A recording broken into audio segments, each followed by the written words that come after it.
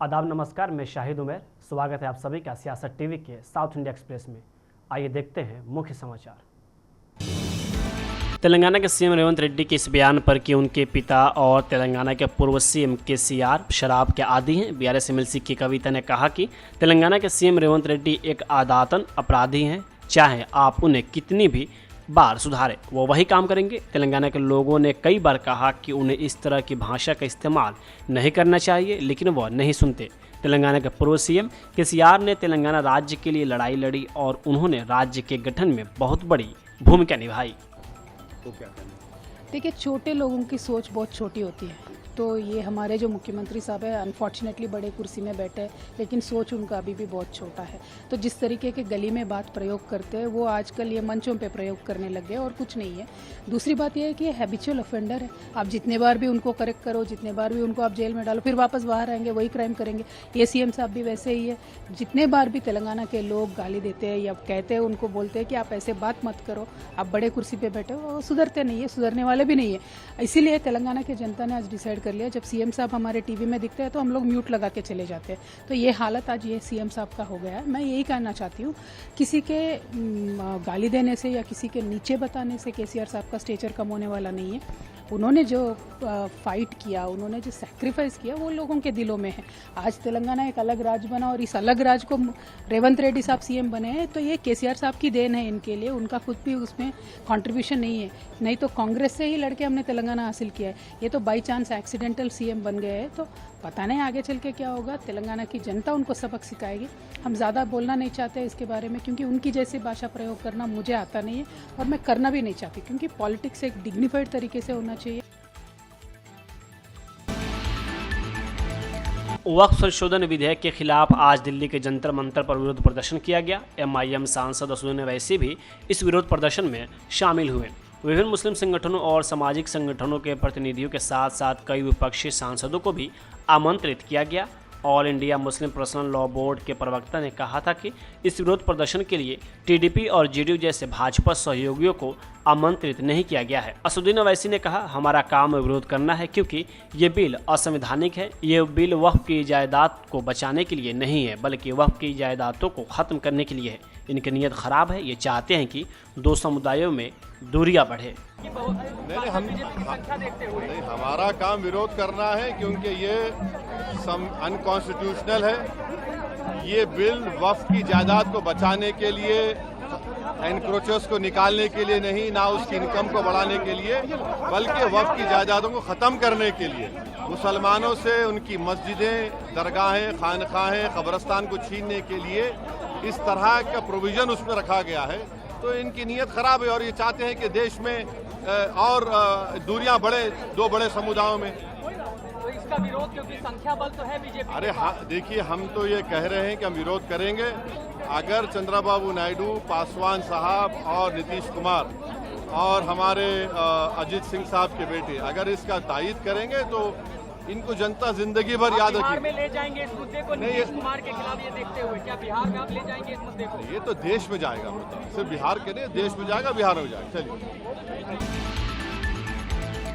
तेलंगाना के मुख्यमंत्री रेवंत रेड्डी ने घोषणा की है कि बालकमपेट में सरकारी नेचर क्योर अस्पताल का नाम पूर्व वित्त मंत्री कोनिजेती रोसैया के नाम पर रखा जाएगा और उस स्थान पर उनकी प्रतिमा स्थापित की जाएगी। उन्होंने चेरलापल्ली में बने नए रेलवे टर्मिनल का नाम स्वतंत्रता सेनानी पोट्टू श्रीरामुलु के नाम पर रखने का भी प्रस्ताव रखा। यह निर्णय केंद्रीय गृह राज्य मंत्री बंदी संजय कुमार द्वारा हैदराबाद में पोट्टू श्रीरामुलु तेलुगु विश्वविद्यालय के नाम बदलकर तेलंगाना के स्वतंत्र सेनानी सुरवरम प्रताप रेड्डी के नाम पर करने के लिए राज्य सरकार की आलोचना के बाद आया है। बंदी संजय ने मुख्यमंत्री पर विश्वविद्यालय का नाम बदलने के अपने कदम से आर्य वैश्य जाति को नीचा दिखाने का आरोप लगाया था, क्योंकि पोट्टी श्रीरामुलु आर्य वैश्य समुदाय से आते थे। एआईएमआईएम आज विधानसभा सत्र से वॉकआउट किया और कांग्रेस पर सदन को लोकतांत्रिक तरीके से नहीं चलने, अपने सदन के नेता अकबरुद्दीन ओवैसी द्वारा उठाए गए सवालों का जवाब नहीं देने, सवाल बदलने और उनके सवाल का जवाब दिए बिना प्रश्नकाल को अचानक समाप्त करने का आरोप लगाया। एमआईएम के फ्लोर लीडर अकबरुद्दीन ओवैसी ने स्पीकर जी प्रसाद कुमार को सलाह दी कि कृपया सदन को गांधी भवन की तरह न चलाएं, कृपया इसे विधानसभा की तरह चलाएं। इस सवाल के जरिए ओवैसी ने राज्य सरकार से सरकार बनने के बाद से जारी किए गए आदेशों के ब्यौरों पर जवाब मांगा और पूछा कि कितने आदेशों को सार्वजनिक डोमेन में रखा गया है। जैसे ही स्पीकर ने प्रश्नकाल समाप्त किया और शून्यकाल शुरू किया, ओवैसी ने विरोध किया और यह जानने की मांग की कि उनका प्रश्न हटाया क्यों गया है और उत्तर नहीं दिया गया। स्पीकर ने बताया कि प्रश्नकाल सिर्फ 1 घंटे के लिए था और नवनिर्वाचित विधायकों को समय देने के कारण 11:30 तक 30 मिनट अधिक खर्च हो चुके थे। उन्होंने ओवैसी को आश्वासन दिया कि वह कल अपना प्रश्न पूछे। तमिलनाडु सरकार और केंद्र सरकार के बीच चल रही जंग थमने का नाम नहीं ले रही है। तमिलनाडु सरकार केंद्र पर हिंदी थोपने और परिसीमन में गड़बड़ी के आरोप लगा रही है, तो वही केंद्र हिंदी के अपमान का आरोप लगा रही है। इस मामले पर दोनों तरफ से तीखी बयानबाजी जारी है। इस बीच पूरे मामले पर केंद्रीय मंत्री जी किशन रेड्डी ने तमिलनाडु के मुख्यमंत्री एम.के. स्टालिन पर निशाना साधा है। केंद्रीय मंत्री जी किशन रेड्डी ने कहा कि स्टालिन सरकार को 4 साल हो चुके हैं, इनके पास ऐसा कुछ नहीं है जो जनता को दिखा सके कि उन्होंने पिछले 4 सालों में ये काम किया है। यही कारण के ध्यान भटकाने के लिए फालतू के विवाद को जन्म दे रहे हैं। उन्होंने आगे कहा कि उनके पास सिवाय बड़े पैमाने पर भ्रष्टाचार, कानून और व्यवस्था में भारी विफलताओं, टैक्स और बिजली दरों में बढ़ोतरी की है, जिससे लोगों को भारी परेशानी हो रही है। ईडी की टीमों ने पिछले दिनों डीएमके नेता और तमिलनाडु में आबकारी मंत्री सेंथिल बालाजी और उनके सहयोगियों के यहाँ छापा मारा था। इनमें उनके रिश्तेदार और दोस्त शामिल हैं। कुल 10 ठिकानों पर छापा मारा गया था। मनी लॉन्ड्रिंग के मामले में यह छापेमारी हुई थी। केंद्रीय मंत्री ने कहा, तमिलनाडु में शराब आपूर्ति करने वाली कंपनियों पर चल रहे प्रवर्तन निदेशालय यानी ईडी के छापों से ध्यान हटाना चाहती है, जिसमें 1000 करोड़ रुपए की रिश्वत का खुलासा करने वाले दस्तावेज मिले हैं। बीआरएस के कार्यकारी अध्यक्ष के.टी. रामाराव पार्टी के रजत जयंती समारोह के सफल आयोजन को सुनिश्चित करने और संगठन को मजबूत करने के प्रयासों के तहत तेलंगाना के सभी जिलों का दौरा करेंगे।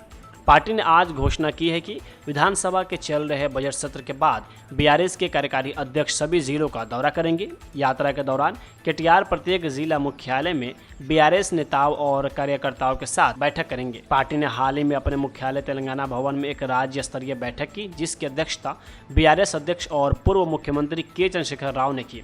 बैठक में पार्टी के वरिष्ठ नेता और जनप्रतिनिधि शामिल हुए।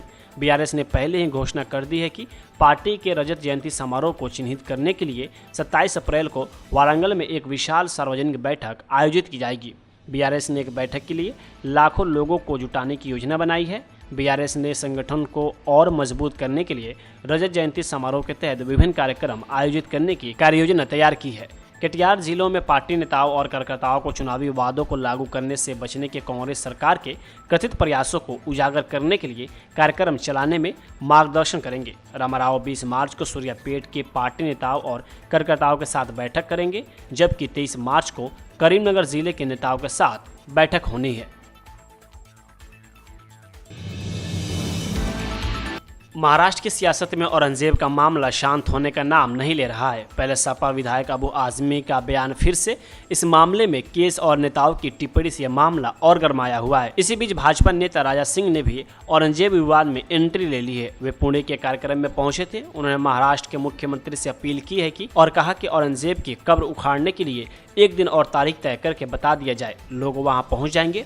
बीते दिन यानी रविवार को महाराष्ट्र के पुणे में एक कार्यक्रम को संबोधित करते हुए तेलंगाना के बीजेपी विधायक टी राजा सिंह ने कहा कि महाराष्ट्र में हिंदू चाहते हैं कि औरंगजेब की कब्र राज्य से मिटा दी जानी चाहिए। कब टूटेगी औरंगजेब की कब्र?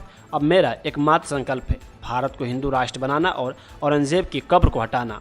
बीजेपी विधायक ने अपनी ही सरकार पर सवाल खड़ा करते हुए कहा कि अब औरंगजेब पर राजनीति करने का नहीं बल्कि उसकी कब्र पर बुलडोजर चलाने का समय है। उन्होंने कहा कि जिन लोगों ने आपको खड़ा किया है वही आपसे ये सवाल पूछते हैं कि कब उसकी कब्र हटाई जाएगी। वही टी राजा ने आगे कहा कि अब मेरा राजनीति में अब कोई इंटरेस्ट नहीं रहा है, अब केवल हिंदू राष्ट्र बनाना है। आंध्र प्रदेश के मुख्यमंत्री एन चंद्रबाबू नायडू ने आज कहा कि केवल वे लोग अपने मातृभाषा में पढ़ते हैं दुनिया भर में उत्कृष्ट प्रदर्शन कर रहे हैं और यह गलत धारणा प्रचलित है कि केवल अंग्रेजी भाषा ही ज्ञान की गारंटी दे सकती है। यहाँ विधानसभा को संबोधित करते हुए मुख्यमंत्री ने कहा, भाषा केवल संचार के लिए है, भाषा से ज्ञान नहीं मिलेगा। केवल वे लोग जो अपनी मातृभाषा में पढ़ते हैं दुनिया भर में उत्कृष्ट प्रदर्शन कर रहे हैं। मातृभाषा के माध्यम से सीखना आसान है। वहीं नायडू की टिप्पणी उनके उप मुख्यमंत्री और जनसेना प्रमुख पवन कल्याण द्वारा हाल ही में तमिलनाडु और केंद्र सरकार के बीच भाषा विवाद में उतरने के मद्देनजर आई है। उन्होंने कहा कि मैं आपको स्पष्ट रूप से बता रहा हूं, भाषा नफरत के लिए नहीं है। यहाँ मृत भाषा तेलुगु है, हिंदी राष्ट्रीय भाषा है और अंग्रेजी अंतर्राष्ट्रीय भाषा है। नायडू ने इस बात पर जोर दिया कि मृत भाषा को भूले बिना आजीविका के लिए जितनी संभव हो उतनी भाषाएं सीखना महत्वपूर्ण है। उन्होंने कहा कि राष्ट्रीय भाषा सीखने से दिल्ली में हिंदी में धारा प्रवाह बातचीत संभव हो सकेगी।